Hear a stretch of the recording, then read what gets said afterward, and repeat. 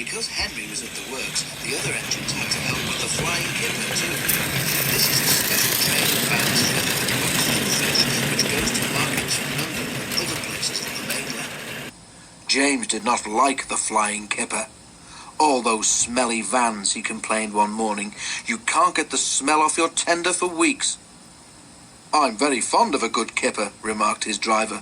You're welcome to it, retorted James. A right old misery today, aren't you, said his fireman.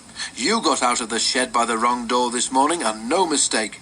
Now get a move on, or the Fat Controller will give you something to moan about. Groaning horribly on the curbs, James went slowly down to the harbour. The vans for the train were already in the shed, while men in aprons worked busily, loading them with boxes of fish. Pooh, said James, drinking his nose. James was put to the vans. He had not been waiting long when a forklift truck laden with fish boxes rounded the corner and came towards him. Another, hurrying away for a new load, came too fast in the opposite direction. The loaded one swerved to avoid the other one, and its heavy load shifted. 6 full boxes slipped from the top of the pile and burst open on the road in front of James. James closed his eyes in horror. Ugh! He shuddered. Broken fish and boxes lay everywhere. For once, James was right. The smell was not nice. Luckily, there was plenty of time for the men to clear up the mess before James had to leave.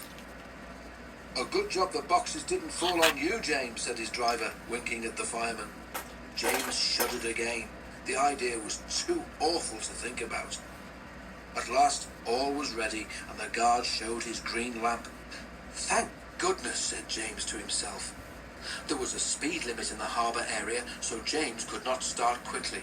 The train seemed heavier than usual tonight too, so that when he reached the spot where the fish boxes had burst, he was moving at no more than walking pace.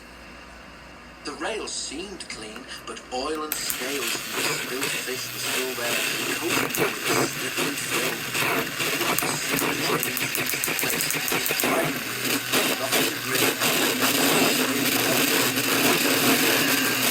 James did his best. Heavy vans dragged him to a standstill. He found he could move neither forward nor back. Fish! Exclaimed James in disgust. Men brought hoses and washed the rails. James grew very wet and uncomfortable. Then they put sand on the rails in front of each driving wheel, and James was at last able to move his train.